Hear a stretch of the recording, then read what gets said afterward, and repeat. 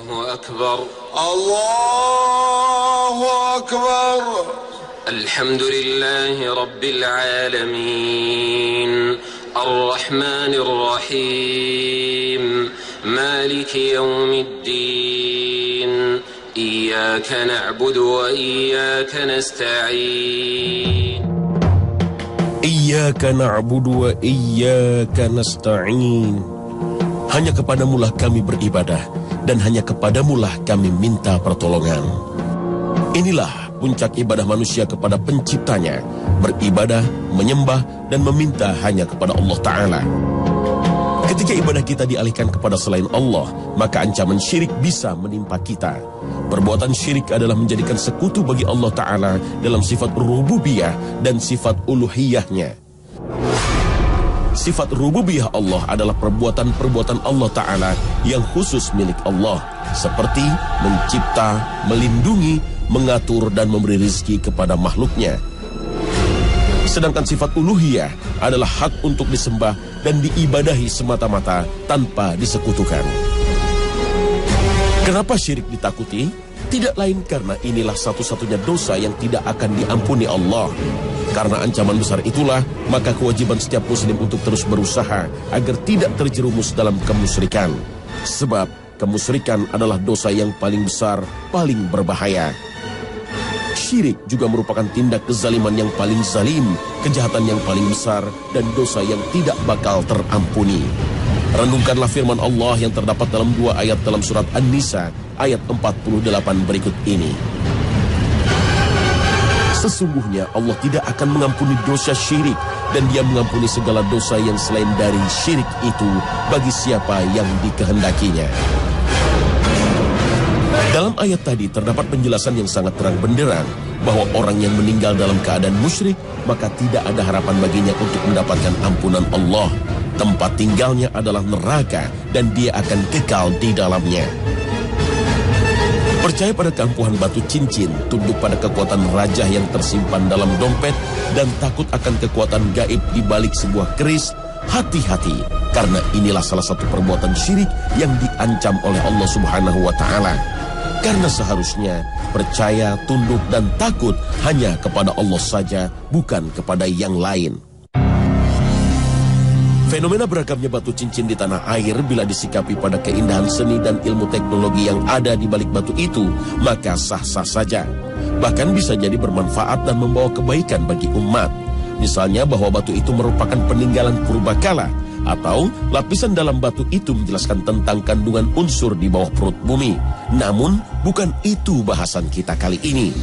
Batu cincin sebagai jimat yang disejajarkan dengan raja, atau tulisan bertuah yang dipasang di pintu depan, atau di lipatan terdalam dompet Anda yang juga sejajar dengan mengkeramatkan keris sebagai benda bertuah pembawa berkah. Dan pada tingkatan tertentu, beberapa orang percaya bahwa jimat membawa jin dan bisa diajak bekerja sama. Astaghfirullahalazim.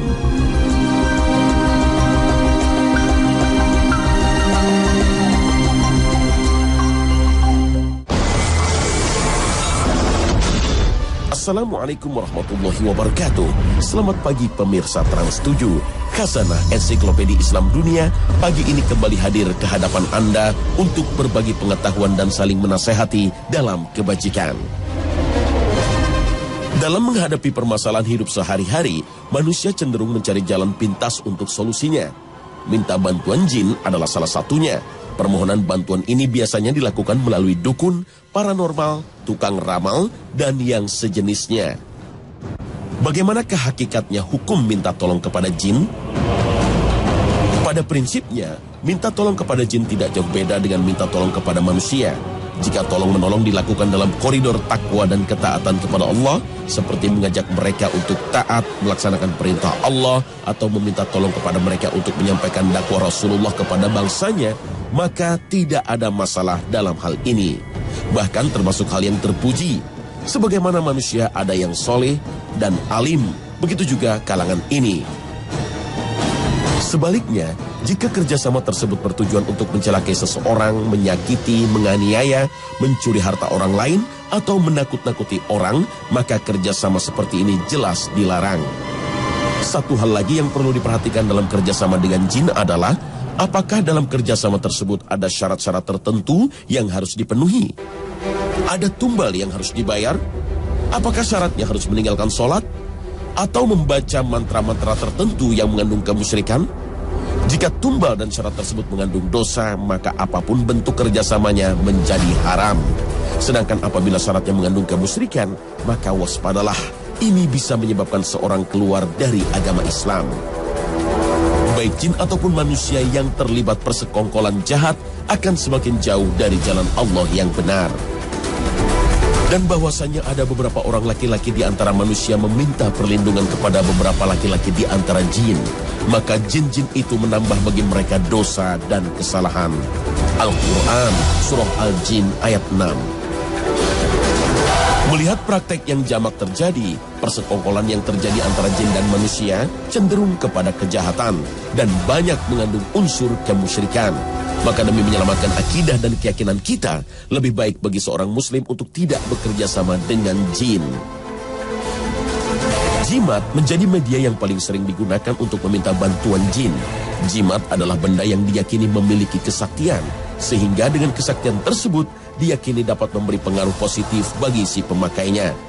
Sanggup mendatangkan keuntungan dan menjauhkan kesialan. Kesaktian tersebut biasanya didapatkan dengan bantuan khadam, atau istilah untuk jin yang menghuni benda tersebut. Beberapa khasiat jimat yang sering ditawarkan di antaranya melindungi diri dari segala yang mengancam jiwa, raga maupun harta, memperoleh kekayaan, memperlancar karir, memikat lawan jenis, membuat laris dagangan, dan lain sebagainya. Jimat biasanya terdiri dari berbagai macam bentuk, ada yang berupa batu atau manik-manik. Secara fisik, batu jimat ini tidak seperti batu pada umumnya. Ada juga jimat yang terbuat dari gulungan kertas atau benda padat yang menyerupai kertas. Jimat seperti ini biasanya berisikan tulisan-tulisan aneh yang diyakini punya daya magis. Ada pula jimat yang berasal dari benda-benda pusaka seperti keris, pisau, jarum. Dan berikutnya adalah jimat yang berbentuk cair atau seperti minyak. Jimat yang satu ini biasanya ditempatkan di wadah khusus dan berbentuk unik. Lalu bagaimanakah Islam memandang permasalahan ini? Mari kita simak sabda Rasulullah SAW. Barang siapa yang menggantungkan jimat, maka sesungguhnya ia telah melakukan kesyirikan, menyekutukan Allah. Hadis sahih riwayat Ahmad dan Hakim. Sesungguhnya jampi-jampi dan jimat dan pelet itu adalah termasuk perbuatan syirik. Hadis riwayat Abu Daud, Ibnu Majah, Ahmad dan Hakim. Dalam hadis tadi jelas dikatakan bahwa memakai jimat berarti menjerumuskan diri ke dalam kemusyrikan. Jika orang yang memakai meyakini bahwa jimat itu sebagai faktor utama yang mencegah kesialan dan mendatangkan keuntungan, maka ini sama saja ia menjadikan jimat tersebut sebagai Tuhan selain Allah. Maka ia telah terjerumus dalam syirik besar. Tapi, jika keyakinannya hanya pada taraf, jimat tersebut menjadi sarana yang membuatnya terhindar dari kesialan dan mendapatkan keuntungan, maka dalam hal ini ia telah melakukan syirik kecil. Karena ia meyakini suatu sarana yang berpengaruh terhadap keuntungan dan kesialannya. Padahal Allah tidak pernah menjadikan hal itu sebagai sarana yang mendatangkan keuntungan dan menjauhkan dari kesialan. Jimat diharamkan karena ia menjadikan keterkaitan hati dan tawakal kepada selain Allah, membuka pintu bagi masuknya keyakinan yang dapat merusak akidah seorang muslim dan mengantarkannya kepada kemusyrikan. Sebagian ulama memang memberikan toleransi untuk jimat yang berasal dari ayat Al-Quran atau zikir dan doa-doa yang diajarkan Rasulullah. Tapi melihat praktek yang lazim terjadi dan untuk menghindarkan diri terjerumus dalam hal-hal yang dilarang, tentu sebaiknya hal ini tidak dilakukan. Karena pada hakikatnya, ayat-ayat Al-Quran, zikir, ataupun doa tersebut tujuannya adalah untuk dibaca dan diamalkan. Bukan hanya sekedar tulisan yang ditempel atau dibawa kemana-mana.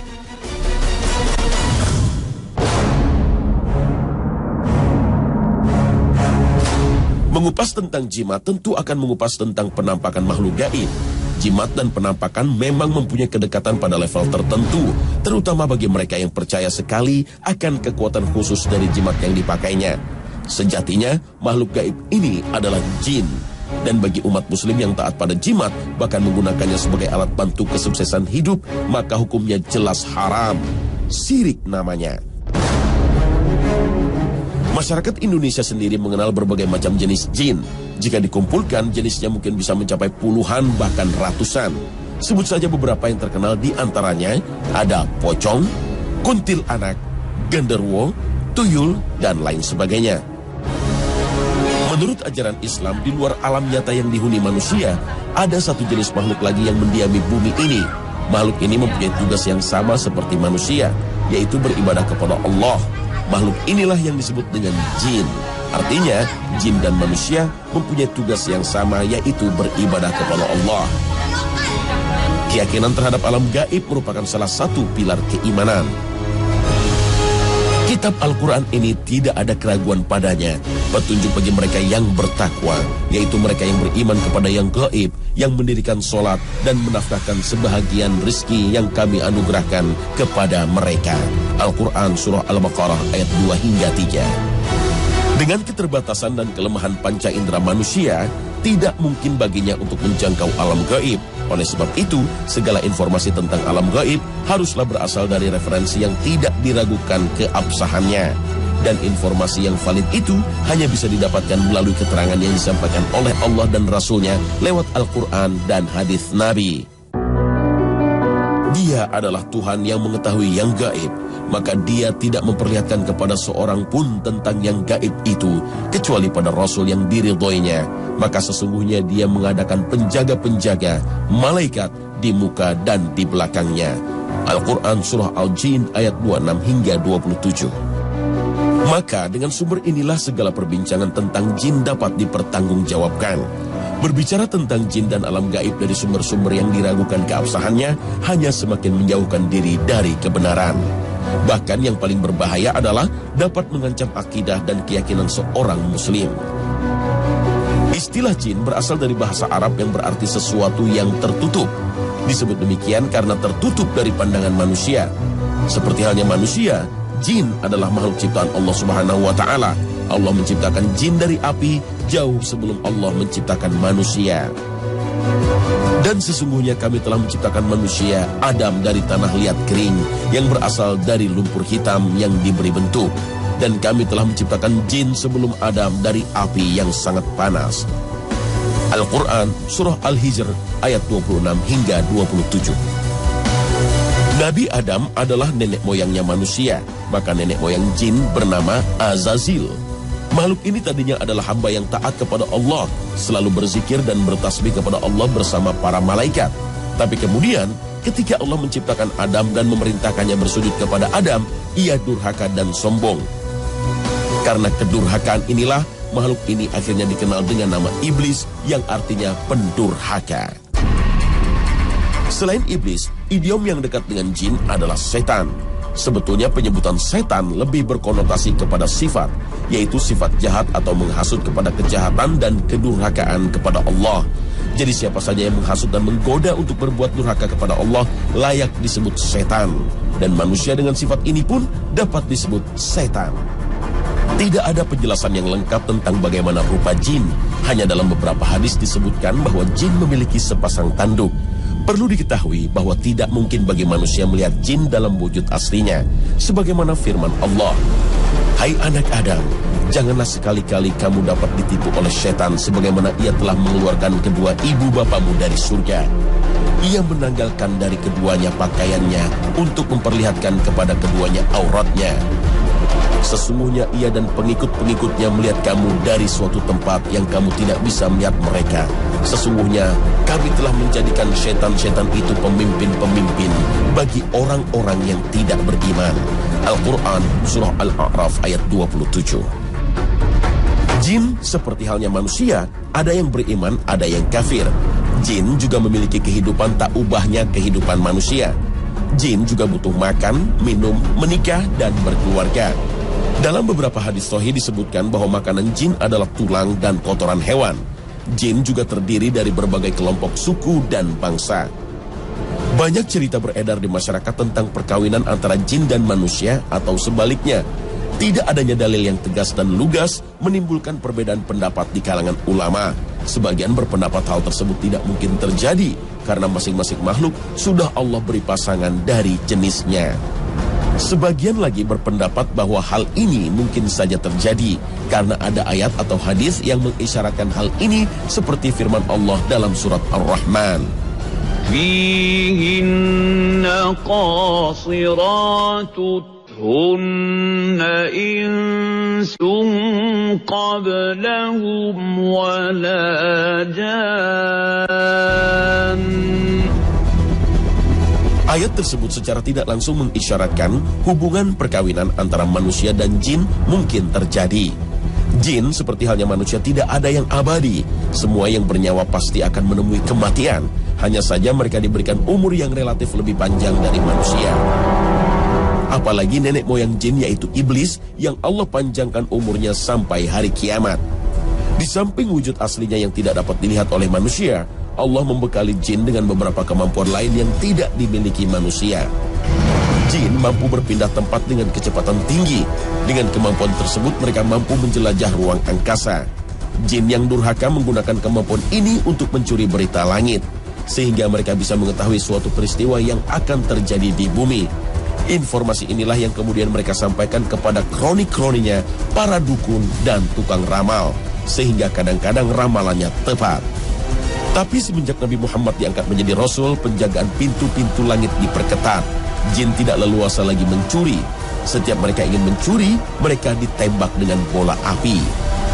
Kadang sebelum sempat mencuri, jin-jin ini telah disambar lebih dulu oleh bola api tersebut, sehingga sebetulnya mereka tidak mendengar apa-apa. Tapi mereka mengarang cerita kepada kroninya para dukun dan tukang ramal. Jin juga memiliki kemampuan untuk merubah dirinya dan melakukan penampakan kepada manusia, baik dalam bentuk manusia, binatang, ataupun bentuk lainnya. Selain di alam nyata, jin juga mampu melakukan penampakan dalam mimpi seseorang. Oleh sebab itu, seorang muslim yang akan tidur dianjurkan untuk berwudu dan membaca doa sehingga tidurnya tidak diganggu oleh jin dan setan. Tapi jin tidak pernah mampu menyerupai Nabi Muhammad SAW, bahkan dalam mimpi sekalipun. Sehingga orang yang mimpi bertemu Nabi, maka itu benar adanya. Wallahu a'lam. Walaupun jin dibekali beberapa kemampuan yang melebihi kemampuan manusia, tidak berarti jin bisa melakukan apapun dan mengetahui semuanya. Hamba Allah yang soleh dan ikhlas adalah hambatan terberat setan jin. Misi utamanya untuk menggoda, merayu, dan membisiki manusia agar terjerumus ke dalam dosa dan kejahatan. Tidak akan mempan terhadap orang-orang yang ikhlas. Sesungguhnya hamba-hambaku, kamu tidak dapat berkuasa atas mereka, dan cukuplah Tuhanmu sebagai penjaga. Al-Quran Surah Al-Isra ayat 65. Semakin soleh dan bertakwa seseorang akan semakin menakutkan bagi setan. Salah seorang yang sangat ditakuti setan adalah sahabat Nabi Umar bin Khattab. Meskipun jin makhluk gaib, bukan berarti jin tahu segala hal yang gaib. Cara jin mendapatkan informasi sebetulnya tidak jauh beda dengan manusia. Jin bisa tahu masa lalu dengan bertanya kepada rekannya sesama jin, atau ia sendiri yang bisa tahu karena bisa jadi ia telah hidup dari ratusan tahun. Dan untuk mengetahui kejadian di tempat lain pada waktu yang sama dengan kecepatan yang dimilikinya, sangat memungkinkan dalam hitungan detik ia bisa menyampaikan informasi dari tempat yang jauh, atau bisa saja dengan menghubungi rekannya sesama jin yang berada di tempat tersebut. Pemirsa, setelah kita ikuti keterangan tadi, jelaslah bahwa penampakan bukanlah suatu hal yang mustahil. Ia sangat mungkin terjadi pada siapapun. Berikut kami berikan beberapa tips ketika Anda menghadapi penampakan makhluk gaib. Pertama, jangan panik. Biasanya orang yang dalam kondisi seperti ini sulit untuk berpikir jernih. Sering tidak tepat dalam mengambil tindakan. Ia tidak ingat lagi dengan rambu-rambu agama. Segala cara akan ditempuh dan dijalani agar masalahnya selesai. Termasuk mendatangi dukun atau orang pintar, minta jimat, pusaka, atau amalan untuk mengusir penampakan setan yang membuatnya ketakutan. Di samping itu juga orang yang sedang ketakutan itu gampang dirasuki oleh setan. Karena saat itu ia kehilangan kendali diri, bahkan tidak bisa menguasai diri. Kedua, jangan mencaci dan memaki. Di dalam sebuah hadisnya Rasulullah SAW bersabda, Janganlah kalian mencaci maki setan, tapi berlindunglah kepada Allah dari kejahatannya. Hadis riwayat Ad-Dailami. Mencaci maki setan tidak akan menyelamatkan kita dari gangguannya dan juga tidak akan dapat membuatnya jera untuk memusuhi kita. Tapi dengan berlindung kepada Allah dari kejahatannya, itu adalah tindakan yang tepat. Karena dialah yang maha berkuasa dan berkuasa juga untuk menolak segala bentuk makar setan terhadap hambanya yang dikehendakinya. Ketiga, membaca A'udzubillahi minasyaitonirrajim. A'udzubillahi minasyaitonirrajim artinya aku berlindung kepada Allah dari godaan setan yang terkutuk. Setan selalu berusaha menggoda manusia dalam setiap kesempatan.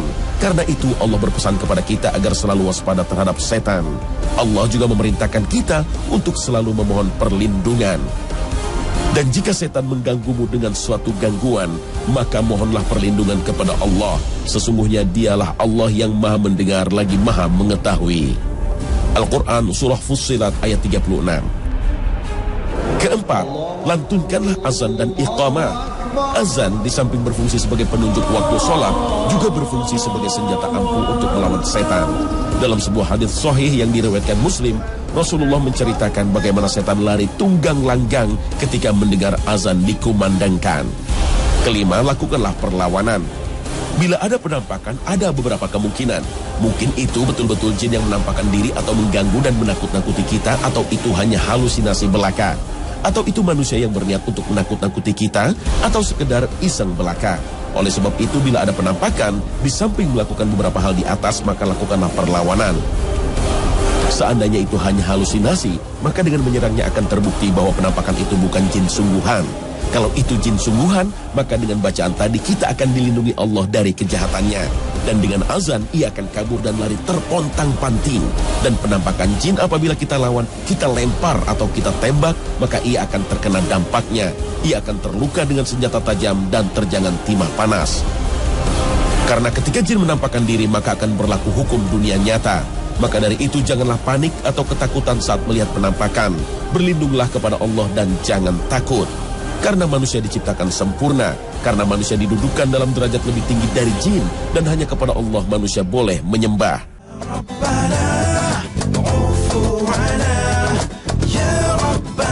Pemirsa Khazanah, semoga tayangan ini bisa menjadi pedoman kita dalam menjelajahi dunia gaib, sehingga kita tidak tersesat ataupun disesatkan.